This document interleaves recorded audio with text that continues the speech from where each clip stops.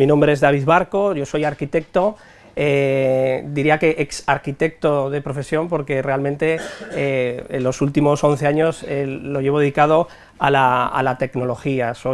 Me considero arquitecto tecnólogo, BIM coach, entrenador del BIM, y tengo una actividad realmente intensa en todo lo que tiene que ver con la divulgación, con el desarrollo de conocimiento y participación y compromiso con todas las acciones que se están realizando a nivel de comisiones, a nivel de comités, a nivel de grupos de investigación, lo que el tiempo dé de sí. Un grueso importante de la actividad lo tengo con la consultora Berlan BIM, que estamos ubicados en el País Vasco, con ubicación en Hernani, al lado de Donosti, y en Bilbao, y la verdad es que cubrimos todos los ámbitos de implantación, teniendo un aspecto muy importante todo lo que tiene que ver con la fabricación y la parte industrial, que es una esencia realmente importante en la zona del País Vasco, y donde ese espíritu de innovación que existe allí ha coexistido, ha congeniado bastante bien con nuestra filosofía. Bueno, algunos me conoceréis porque en estos últimos meses ha salido un libro que hemos escrito sobre BIM. No se lo aconsejo absolutamente a nadie, porque al final se te termina quedando cara de acrónimos del BIM, ¿no?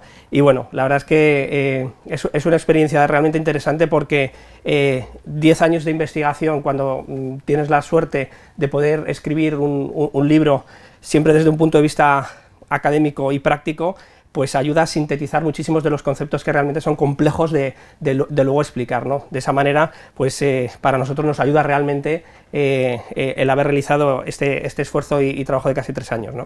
Vamos al grano. La importancia de la implantación BIM en los sectores de hábitat, eficiencia y energética, ¿vale? Entonces, el problema que tenemos a día de hoy es este: bombardeo absoluto de acrónimos, de palabras, de conceptos que no entendemos ni siquiera los que estamos trabajando con ellos en el día a día, y a veces no hace falta que le dediques mucho tiempo, porque en 5 minutos ha salido un nuevo concepto en Twitter y ya estás desfasado, ¿no?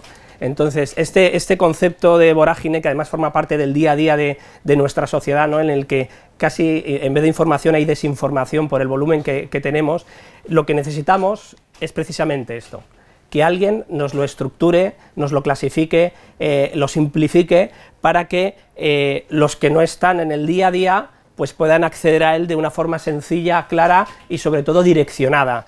Yo no necesito saber el 100% de los conceptos. Si necesito saber conceptos relacionados con la gestión de las personas, pues me voy al colorcito amarillo, y entonces hablamos de conceptos de recursos humanos, de cooperación, de comunicación, de coordinación, de roles, ¿vale? Y obvio el resto de conceptos que podré ir en el momento que lo necesite de una forma sencilla y bastante direccionada.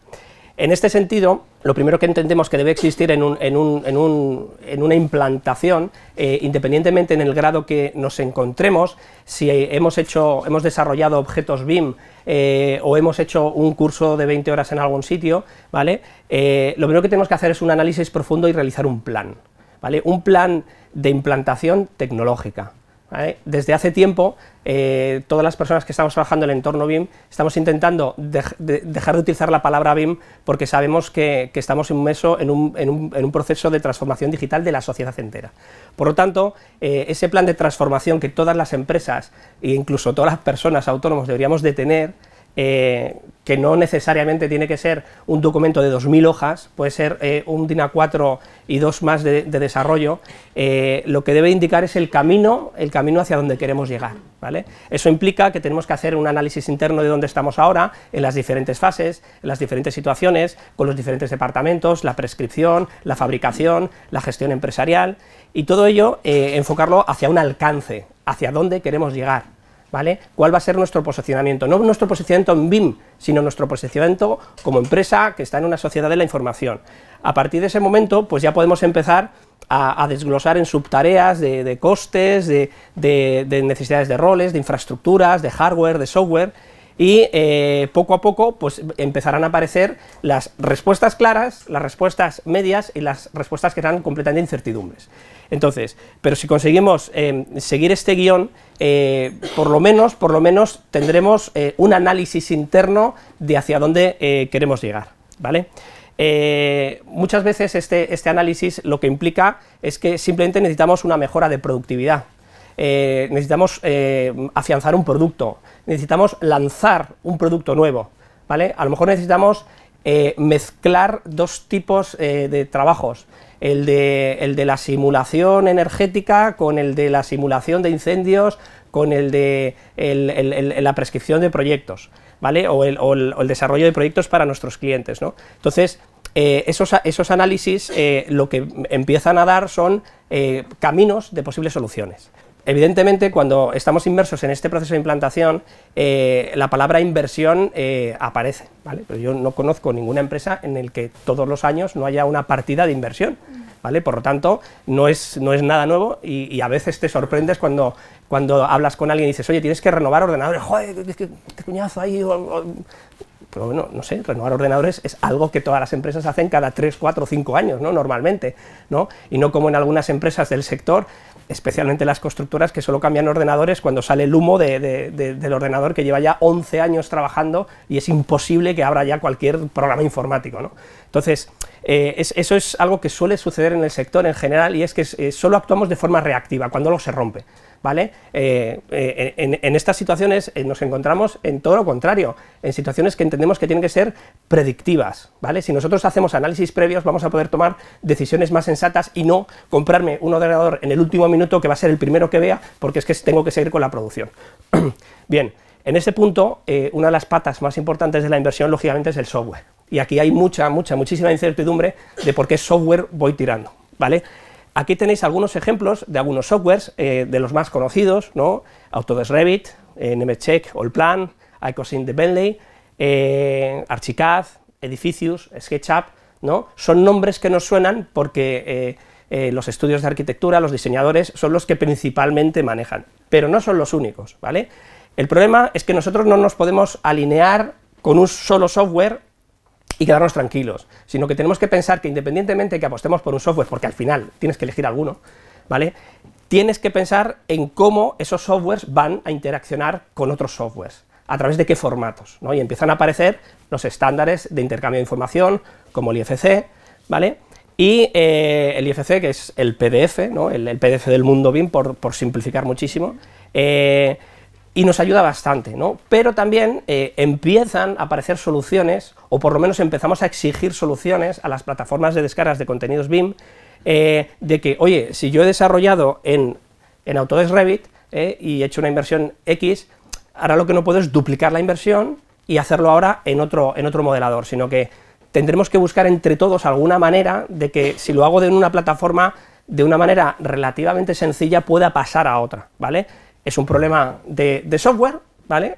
Pero parece que hay bastantes caminos y bastantes indicios hacia una solución, ¿vale? Entonces, en ese sentido, otro problema añadido con el software es, claro, nosotros podemos hacer o elegir un software interno para desarrollar nuestros productos, pero el mercado está eligiendo los que elige, ¿vale? Entonces, yo no estoy diciendo ninguna mentira si decimos que la mayoría, el porcentaje significativo del sector utiliza, hablando de diseñadores, Autodesk Revit, ¿no? Es algo evidente, y solo tienes que irte a licitaciones, solo tienes que irte a encuestas públicas del estado del arte del BIM, y ves que ese porcentaje ronda entre el 70-80%, dependiendo de las encuestas que visualices. Por lo tanto, eso ya nos da alguna pista de hacia dónde podemos ir. Esta inversión de software tiene que verse afianzada o analizada con el resto de hardware, el entorno de pantallas, las redes, las wifis, otros softwares de gestión que van a acompañar al software de modelado, cómo conectará esto con el software de fabricación, ¿vale? Entonces, al final, una de las cosas que nos va indicando es que al final necesitamos una optimización, una actualización de la mentalidad también de los equipos. Es decir, antes podíamos tener tareas tremendamente estancas, y aisladas. Ahora mismo, una de las primeras cuestiones que nos pone encima de la mesa el BIM es la interoperabilidad entre sistemas y personas y una necesidad de mayor coordinación. Por lo tanto, esos sistemas estancos tienen que abrirse y empezar a trabajar y colaborar de una manera completamente diferente. Y a medio o largo plazo veremos un cambio de productividad y de forma de trabajar de la gente realmente positivo, ¿vale? Entonces, lo que también nos tenemos que alinear en estos procesos de implantación es hacer bastante psicología del cambio, ¿vale? La gestión del cambio, no solo internamente, sino también con aquellos a los que nos dirigimos, es decir, nosotros podemos ser unos convencidos del BIM y ahora voy al gran despacho de arquitectura que genera millones de metros cuadrados al año, que de momento no tiene mucho interés en BIM, y le tengo que convencer de que esto es bueno para él debería saberlo. Bueno, no lo sabe, pero nosotros que hemos hecho un esfuerzo en desarrollo de productos en BIM, vamos a explicárselo. Entonces, claro, tienes que armarte de muchos argumentos que no son los tuyos como fabricante, sino que tienes que utilizar los argumentos que él utilizaría o que él debería entender como estudio de arquitectura, ¿no? o ingeniería, ¿no? En este caso, pues todos conocemos todas las ventajas de la producción automática de datos visuales, ¿no? Yo genero el prototipo y rápidamente tengo las plantas, alzados, 3Ds, etcétera, literales, ¿no? Especialmente la visualización que obtengo del proyecto es algo realmente impresionante, ¿no? Como con poco esfuerzo puedo llegar a unos resultados de fotorrealismo, renders, vídeos bastante más sencillos que antes me resultaban un esfuerzo económico y de tiempo realmente importante. Y no solo eso, sino que obtenemos información de mediciones, de cuantificaciones.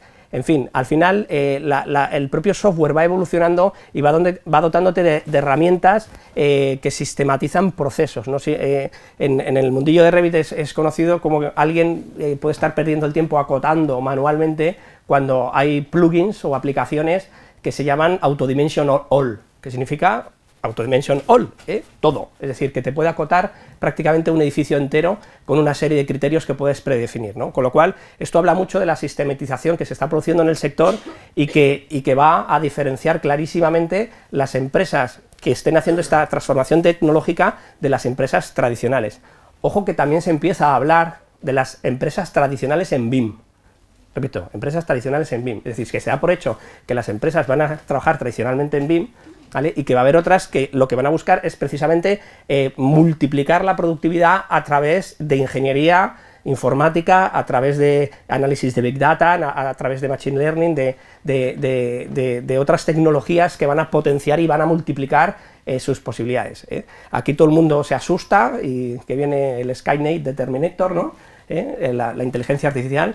Pero lo que hay que hacer es analizar fríamente estas situaciones y ver cómo en mis negocios puedo empezar a implementar estas tecnologías de manera... Eso voy a hablar de todas maneras en la segunda parte, un poquito más en detalle, ¿vale? Pero claro, frente a estas ventajas que podría aportarnos la tecnología, también tengo que conocer muy bien las desventajas o inconvenientes, ¿vale? Entonces, lo primero de todo que vamos a encontrar es cómo las personas no quieren cambiar porque están tranquilos y cómodos haciendo su trabajo el día a día. Entonces, ¿para qué voy a cambiar si lo que hago a día de hoy me funciona? ¿Vale? Yo aquí resumiría, vamos, que la necesidad de implantación ya no está en el análisis de si es necesario o innecesario, si tiene ventajas o inconvenientes. La cuestión es que esto ya es un imperativo, va a ser imperativo legal en breve. A día de hoy, Ministerio de Fomento, todas las obras son obligatorias en BIM, Generalitat de Cataluña, todas las obras que superen ya una cantidad, 5 millones, ¿no? Sí, son obligatorias en BIM en breve, y cuando vaya, y dentro de unos años irá bajando el umbral de esos millones hasta que sean prácticamente todas obligatorias, por lo cual no es una elección a nivel público, pero si vas a nivel privado, iros a los 4 grandes en la parte residencial, Neynor Homes, AEDAS, AELCA, Vía Célere, todos están solicitando a sus proveedores a trabajar en BIM, homologados, algunos de ellos homologados. Si no estás homologado, no trabajas con nosotros, ¿no? Con lo cual, el mensaje está claro, es decir, hay que hacerlo sí o sí, ¿vale? La cuestión es cómo lo vamos a realizar. Luego tenemos otros inconvenientes, y es ¿y cómo modelamos lo que estamos haciendo? ¿Vale? Podemos apoyarnos en grupos de especialistas, ¿no? Como Bimética, como nosotros, que hemos desarrollado también algún objeto BIM, pero la cuestión es que al final, en ese proceso de creación del objeto, se tienen que tomar muchísimas decisiones y a veces no se sabe cómo hacerlo, ¿vale? Entonces, generalmente, pues lo que hay que hacer es, bueno, ¿y cómo se fabrica esto? O cómo se construiría, cómo se llevaría la obra, ¿no? Si analizamos ese ensamblaje, nos estará dando muchísimas respuestas a cómo debería ser ese objeto BIM, ¿vale? Pero nunca nos tenemos que olvidar que ese objeto BIM tiene una doble finalidad, tiene que servir a fabricación, pero tiene que servir a un proyectista que lo tiene que incluir dentro de un proyecto y tiene que ser un objeto BIM que no pese, que sea fácil, que sea sencillo, que tenga mucha información, pero la justa, ¿vale? Entonces estamos ahí buscando un equilibrio realmente complejo, en multidioma, multiversión, multidivisa, multitodo, ¿vale? Entonces, bueno, ese es otro de los inconvenientes, el decidir por dónde arrancar y dónde incluir toda esta toma de decisiones. Lo que sí que es cierto es que también lo que tenemos que tener en cuenta es que las implantaciones no deben de ser acometidas de una forma abrupta, ¿vale? Hay que escalonarla, hay que posicionarla en el corto, medio y largo plazo, decidir muy bien cuáles son las decisiones, las primarias. Y no hay que precipitarse, o sea, esto es una cuestión de años y no vamos a resolver el tema del BIM en meses. Evidentemente, luego, otros inconvenientes es, ¿y qué desarrollo los objetos y dónde los posiciono? ¿Qué plataformas elijo? Existen muchas plataformas en diferentes países. Esa elección, pues también es algo que hay que realizar, es un análisis realmente importante y hay que aprovecharse que tenemos plataformas cercanas en la misma ciudad que nos pueden ayudar a arrancar, independientemente si al final las elegimos o no, porque parte de su trabajo es ese, precisamente, ¿no? el ayudaros a entender cómo funciona todo esto, ¿no? Es cierto que también la falta de masa crítica, el hecho de estar tomando un café con colegas arquitectos o ingenieros y que muchos de ellos no sepan todavía qué es esto del BIM, pues también te afecta en la parte psicológica, ¿no? Entonces, ese inconveniente es algo que hemos plasmado en las entrevistas que hacíamos estos días, en el que nuestro orden del día era, bueno, ¿qué vamos a hacer para avanzar en el mundo BIM y tal? O qué es lo que necesitan las empresas en el mundo BIM. Y resulta que veíamos a una empresa que lo que necesitaba era hablar. Ya está, solo poder hablar de BIM, además de con su mujer, con nosotros, ¿no? Entonces, bueno, eso es un aspecto importante y se puede convertir en un inconveniente si no se ayuda a la gente en este aspecto. Y aquí los departamentos de recursos humanos son fundamentales, y yo diría que por encima de todo, la dirección de las empresas es fundamental que esté completamente alineado con todo este proceso de cambio. No se puede dar una orden de implantar el BIM y yo me voy a jugar con palos de golf por ahí, ¿vale? Y luego vengo y digo, oye, esto del BIM, ¿qué ha pasado? Que no se ha puesto en marcha, ¿no? Hay que tener compromisos reales con este tipo de decisiones. Otro aspecto, otro inconveniente es la falta o la poca evolución de los estándares que existen. Hay iniciativas que luego contará el ITEC bastante bien, que son realmente interesantes, pero que lo importante es que se tienen que desarrollar aún más, y eso necesitamos a todo el sector, ¿vale? Por lo tanto, nos vamos a encontrar con muchos diagramas en el que nos van a explicar los múltiples softwares que existen, softwares de modelado, softwares de gestión, softwares de revisión, softwares de auditoría, ¿vale?, de integración de datos. Estos últimos son los más importantes para vosotros, es decir, plataformas que lo que hacen es buscar, minar datos entre diferentes entornos para poder visualizarlos de una manera muchísimo más interesante. Estos son genéricos, y lo importante es que tenemos que empezar a desarrollar en el entorno de fabricación. Otro aspecto importante es la familiarización con la programación. Esto es algo que es normal en muchísimas disciplinas y no nos tiene que asustar meternos aún más en programación, porque al final quien maneje la programación es quien va a manejar las bases de datos y por lo tanto va a ser crítico para nosotros, ¿vale? Ya he hablado mucho de las necesidades internas. Y sí que es cierto que hay una serie a nivel de requisitos que hemos citado, que son los recursos humanos y son las especialidades que tenemos que tener, ¿vale? En el sector se están creando formaciones, y sí que es cierto que hay un déficit absoluto de formación especializada en fabricación, ¿vale?, en procesos industriales, en desarrollo de objetos BIM. Empiezan a aparecer algunos cursos, pero nosotros, dentro del marco que citaba antes Bárbara, el año pasado, cuando en el País Vasco estuvimos haciendo un plan de formación, diseñamos casi 100 horas de formación específicas para fabricantes, nos dimos cuenta que daba perfectamente pie para casi un máster, ¿vale? Porque al final tú no puedes formar a una empresa de fabricantes que tiene oficina técnica de la misma manera que otra que no tiene oficina técnica, de alguien que solo realiza presupuestos a alguien que tiene que hacer ajustes constantemente de su producto en el entorno de proyectos. Entonces son aspectos muy diferenciales que hay que tener en cuenta, igual que no tiene nada que ver una empresa que se dedica a hacer fachadas que otra empresa que se dedica a hacer sillas o mobiliario que tienden a ser estáticos o bastante predefinidos. Entonces aparece una figura, esto está desarrollado en el entorno americano, que es el gestor de contenidos, ¿vale? Un especialista que tiene que conocer diferentes plataformas, absolutamente experto en programas de modelado y sobre todo en optimización de procesos de modelado, de gestión de los mismos y sobre todo en programación para desarrollar integraciones entre diferentes plataformas. Esta figura podemos decir que en España no hay nadie que esté soportando este rol. Claro que habrá expertos o BIM managers que pudieran cubrir muchas de estas expectativas o capacitaciones, pero a día de hoy no es una figura conocida y fijaros la importancia de que estamos hablando. De la misma manera, al igual que tenemos la parte del soporte de los recursos humanos, del hardware y del software, necesitamos tener documentación, ¿vale? Documentación estructurada en diferentes áreas, requisitos de nuestros clientes, de las oficinas técnicas, requisitos internos de calidad, requisitos de producto, normas que tenemos que cumplir, ¿vale? Al igual que tenemos que estar familiarizados con los BIM Execution Plan o los planes de ejecución BIM en donde se desarrollan los proyectos, pero de la misma manera tenemos que tener plantillas, librerías, o dotarlas, o estructurarlas, y internamente tenemos que desarrollar los manuales de producto, cómo se han desarrollado nuestros productos en términos BIM, para que luego a través de videotutoriales o de una manera relativamente sencilla podamos explicarles cómo ubicar una silla en un proyecto. Pero hombre, eso es algo elemental. Bueno, es elemental para mucha gente, para otra gente que nunca ha posicionado un objeto BIM en un proyecto no es tan evidente. Entonces hay determinados aspectos que deben de ir en estos manuales y luego quien no sepa